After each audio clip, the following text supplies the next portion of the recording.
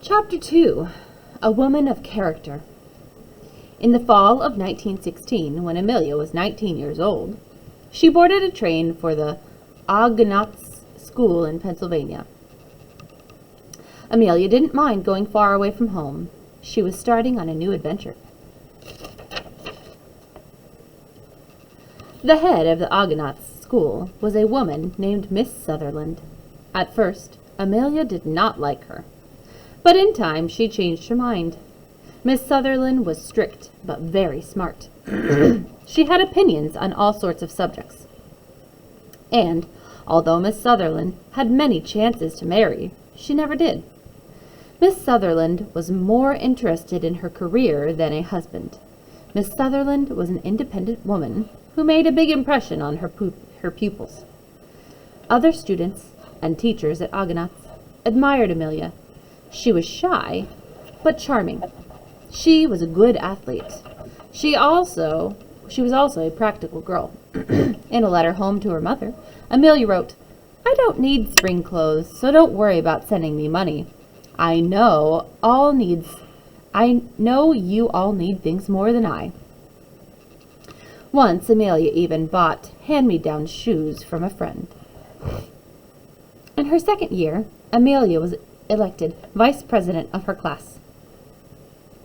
Amelia wrote the class motto. She strongly believed in what it said. Honor is the foundation of courage. While Amelia was at Argonauts, the United States entered the First World War. During the Christmas holidays of 1917, Amelia went to Toronto, Canada.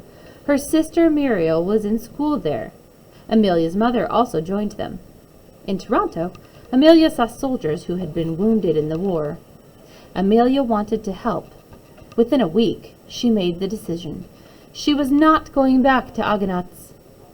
Instead, she would stay in Toronto. Amelia would train to be a nurse's aide and work in a hospital. People knew who Amelia weren't surprised. Amelia always acted on what she believed in. World War I. It was called the Great War, but it was really terrible. More than 30 million people were wounded or died in World War I between the years of 1914 and 1918. At the beginning, only Germany and Austria-Hungary were fighting against the Allied forces of Britain, France, and Russia. As the war dragged on, more countries got involved. The United States joined allies, entering the war in April 1917. By the summer of 1918, about 200,000 American soldiers were being sent to Europe each month. These soldiers often lived in deep ditches. They dug these trenches for protection as they fought. It was called trench warfare.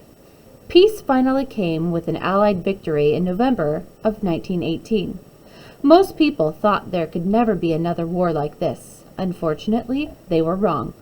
Only 20 years later, the world exploded into World War II.